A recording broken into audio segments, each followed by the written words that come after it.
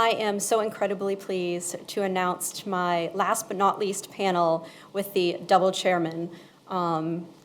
We have for a moderator today, former Congressman Greg Walden from the great state of Oregon, chairman of the NRCC and the Energy and Commerce Committee, as well as we have Congressman Richard Hudson, who is currently chair of the NRCC and chair of the Communications and Technology Committee. Gentlemen, thank you so much for joining us today. We look forward to hearing your thoughts on this important issue.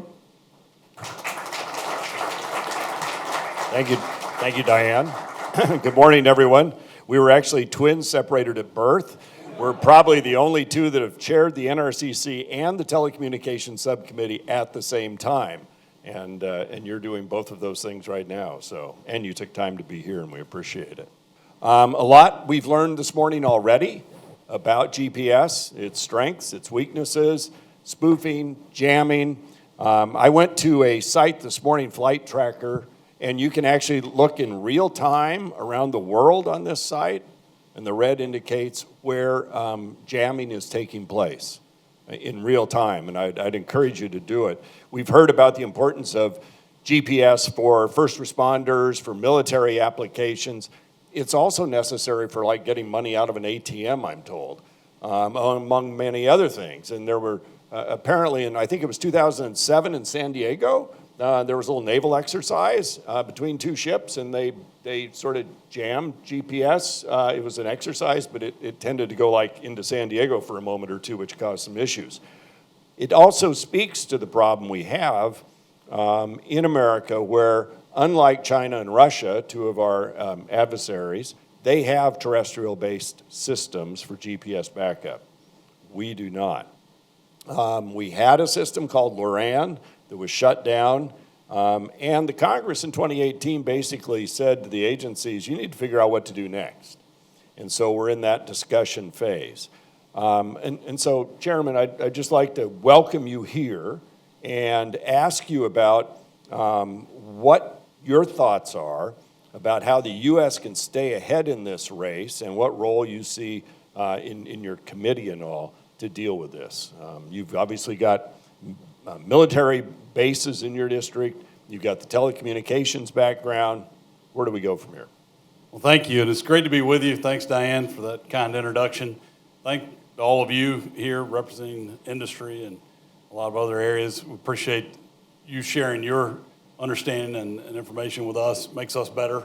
I know you've heard from DOD, FCC, and others today talking about this very important topic, and I'm thrilled to be here also with Greg Walden, who has been a real mentor to me throughout my career, and I just want to be you when I grow up, and so that's why you have better hair. I'm on the path. I think I'm on the right path.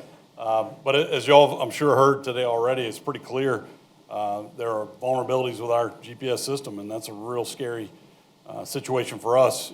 Most timely, we saw Iran in their little retaliation temper tantrum. They fired some missiles at our base in Qatar. They jammed the GPS before they struck. And so that's a real-time reminder of the threat we're facing. I represent Fort Bragg, largest Army base in the world. We call it the epicenter of the universe. Our special forces and airborne troops that deploy out of Fort Bragg rely on GPS for almost everything they do. And so real-life scenarios with them keep me awake at night. And Congress, I think, recognizes what a big challenge this is, which is why my subcommittee had a hearing at the end of April looking at threats to our telecommunications infrastructure and the vulnerabilities and the need for resiliency. And this GPS was part of that conversation, and I think that was very instructive to our committee. I've also been real pleased to see the emphasis Chairman Carr has put on this issue. That's been very encouraging as he tries to address fixing these vulnerabilities. I'm not an expert. I can't really speak to the technical capabilities of any single proposed solution. It's clear that FCC understands the urgency, and they're conducting thorough reviews right now. We're obviously monitoring that. And I do think the experts and the engineers at FCC are best equipped to determine how to best supplement, complement, and support our GPS system. GPS as I said, not only protects our warfighters, but it's air traffic control, it's intelligence community, it's all of us getting from point A to point B. I've actually, at times when I have a new staffer drive me around my district, I say, turn off your phone. You don't know how to get around our hometown? Like, come on. Like, I think some of us wouldn't be able to get home at night if we didn't have GPS, because we don't learn routes anymore. We just blindly follow that purple line on Waze or whichever app we use. But, and P&T, I'm sure y'all have talked about it, it goes beyond just our GPS systems. I mean, that information is important, as you said, with financial transactions, with so many other areas. And our, the growing threats from our adversaries just makes this a more urgent concern for us. So it's something Congress is continuing to watch. It's something we'll continue to educate ourselves on my subcommittee about, and watch kind of how the FCC moves forward with it. And so do you see, going forward, the president's talked about a gold dome. We've talked about all these other technologies and needs to protect the homeland. Do you see Congress getting in the middle of that in this space? Or is this something that, as you, I think, said, the FCC maybe takes the lead on, figures out technologies? How do you encourage people to come forward in this process? Well, I really want the technology to drive the decisions. And again, I think the engineers and the experts ought to be the ones making these decisions about which technologies they see not only work, but are compatible, so that we're not replacing or limiting existing technologies, but are complementary and working together.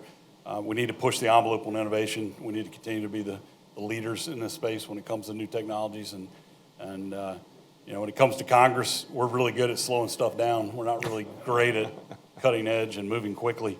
That's why I think the experts at the agency are probably better equipped.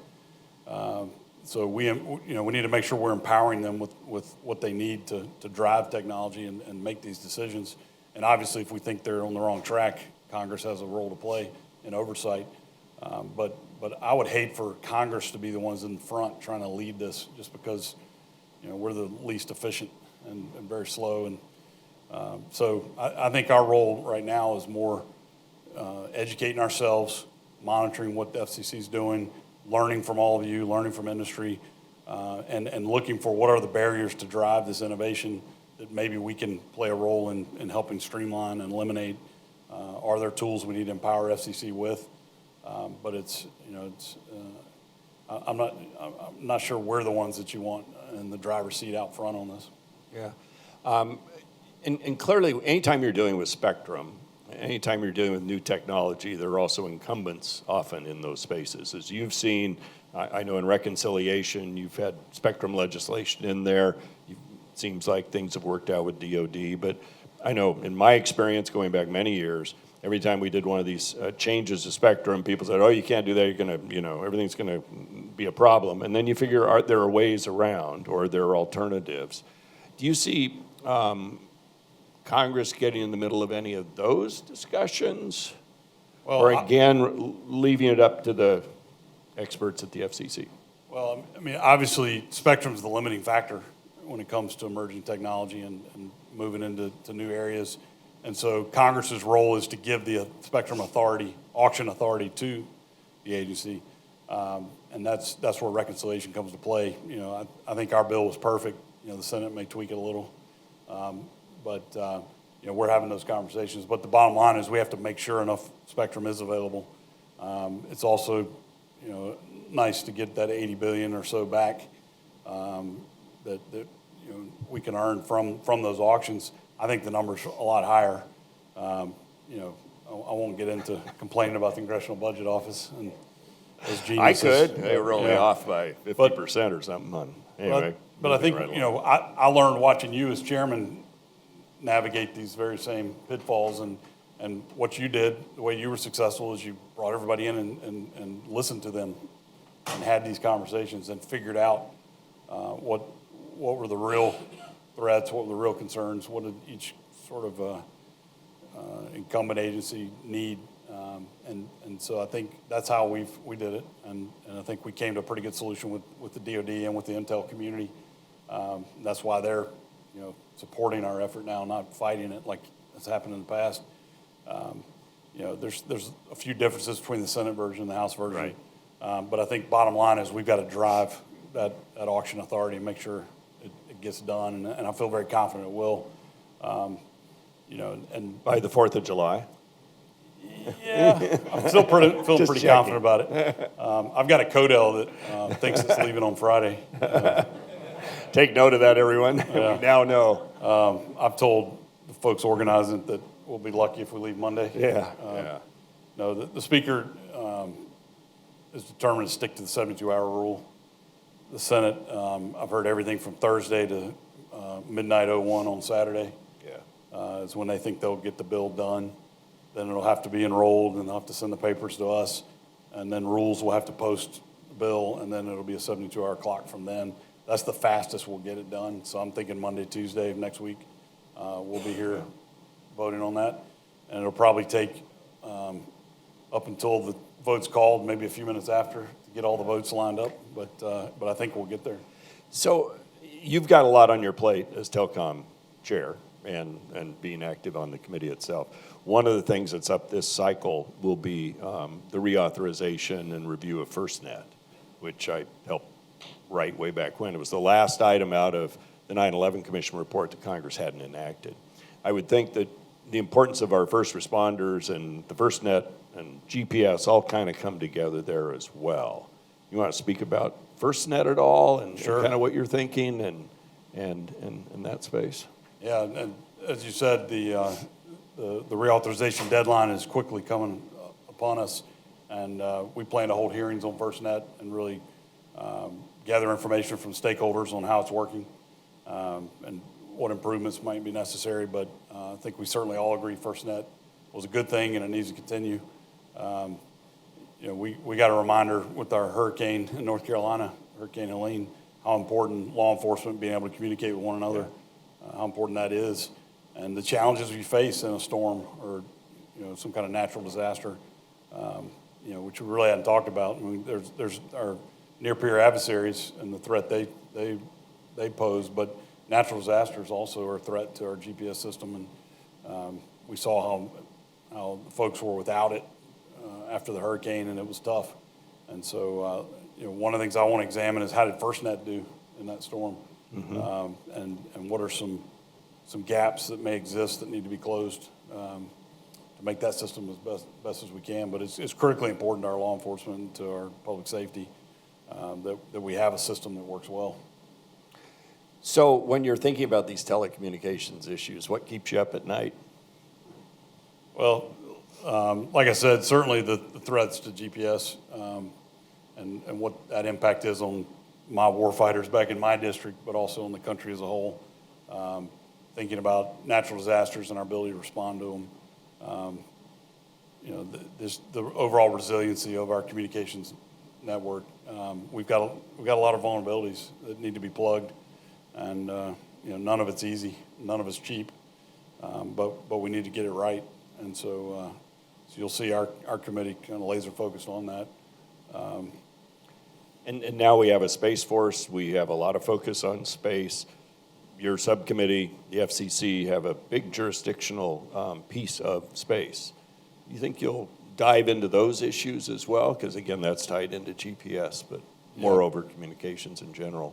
Yeah, we plan to look into it through hearings on the subcommittee. We'll have to make sure our science committee feathers don't get too ruffled, but we do have that jurisdiction, and it's real important. You're looking at low Earth orbit, mid Earth orbit, different there's different challenges, different opportunities there, as well as terrestrial based. Mm-hmm.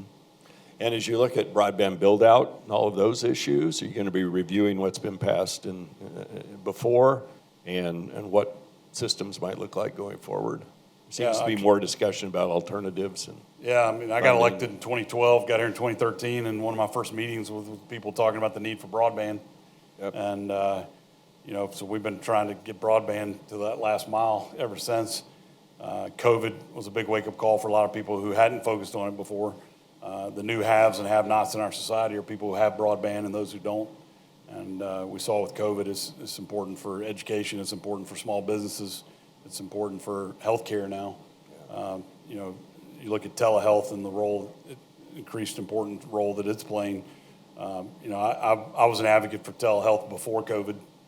What was that? I feel like when COVID hit, woke up a lot of other people, and we had a lot of other friends at the party. And you know, one of the challenges was two challenges. One was providers weren't sure about using it, and patients weren't sure about using this technology. But during COVID, that's how everybody talked to their grandparents and grandkids, and people got really used to using this technology. And we've seen a lot of really good success stories with telehealth, and improving patient outcomes, reducing costs in the system. And so we're never going back. We're only going to be moving forward, in my opinion. And so how do you build out that architecture? How do you protect it? And you can't talk about this without bringing up BEAD. I got a lot of pressure, I'll be honest, from my base, from a lot of Republicans to just kill the program. But to me, it's too important that we get this broadband in the ground and we get this connectivity. And you know, there were obvious problems with BEAD that had nothing to do with telecommunications. It had to do with a woke agenda from the last administration. And so that's why I introduced my Speed for BEAD legislation, which kind of laid out the changes we saw as necessary. And I was really thrilled to see the administration adopt most of those in their order on relative to BEAD. I think now we'll see a lot more folks wanting to participate in the program. I think you'll see less cost. I think we'll see a better deployment. There was a delay. Democrats love talking about the delay. You know, it took them 4 years and not 1 inch of fiber got laid. But you know, now they're trying to harp on this delay as we try to retool the program so it works better. But I'm really excited about the future of getting BEAD done right and getting that broadband in the ground. We heard earlier from a Department of Defense official about being able to watch what the Russians were doing in Syria, and certainly we've all seen Ukraine, again on jamming and spoofing and all of that, as representing Fort Bragg and the Warriors. What are your takeaways in the way warfare is going to be conducted going forward? What do you think we've learned that you can share with us that we've learned in terms of how our adversaries use these technologies against us or deny, and what we can do about it? Yeah, I mean, the future of warfare is internet and space, period. I mean, that's where we're going to determine our success or failure in future wars. And that means we've got to win in quantum computing, and we've got to win in AI. And to do that, it's going to take a whole lot more energy production in America. That's another subcommittee, but you know, that's something that we're looking at and very concerned about as well. I mean, the numbers of what people are estimating our energy needs are going to be to build the data centers we're going to need to support AI and to support the quantum computing revolution are staggering. And so that's where our emphasis has got to be. And that, you know, I think Congress's role, again, we shouldn't be the ones out there trying to develop the technology. We should be the ones figuring out what are the proper guardrails and how do we encourage innovation and make sure we're the leaders in the race for both of those, because you know, the next war, the first wave attack is going to be space and internet. The second wave is going to be drones powered by AI. And then even any kind of land-based engagement is going to have land-based and aerial drones. You know, if you think about Taiwan and the threat there from China, you're talking about water-based drones. You know, our ability to have drones that can independently think and can respond, and to have enough of them. You know, we don't have the construction capacity in this country to build enough drones to do what we need, and so that's another issue that we're working to try to build the infrastructure, build the capacity so that we can meet those threats. And so as you think about all of that, money's always a problem, right? So if you can find technologies that also bring solutions to the government and what you need, I assume that's heading the right direction. Yeah, I had to leave early the hearing with RFK Jr. Was in the health subcommittee today, presenting the president's budget on health, and you know, he made the point at the top. He said, "Look, we're the sickest we've ever been. We're spending $4.5 trillion a year on healthcare. We spend 2 to 3 times more per capita on healthcare than any industrialized country in the world. Yet the outcomes are terrible. something's broken, we need to do it differently. Right. And he says that his strategy is to do better with less, to do more with less money. And I think we've got the ability to do that. First step is waste, fraud, and abuse. And there's a lot of waste in the government. We're doing a lot of things just because we've always done it that way. And so, but the opportunity to use technology to find savings is really a great opportunity for us if we get it right. But again, we've got to be the ones innovating and leading, and we've got to beat China and in particular to that race. But I think that is the future. You know, every business in America has gone through this. If they're still around, That's right. Which is how do you do more with less? How do you use technology to compete and have that competitive edge, but still deliver that service or product? Federal government's got to do the same thing, and we've got a president, and he's built a cabinet that understand that. So it's exciting. Well, we appreciate your taking time out of a very busy day and a busy week to share your thoughts, and we appreciate your leadership on the Energy and Commerce Committee and the all-important Telecommunications Subcommittee. So Very important. Thanks for being here. Yes, thank Chairman. you.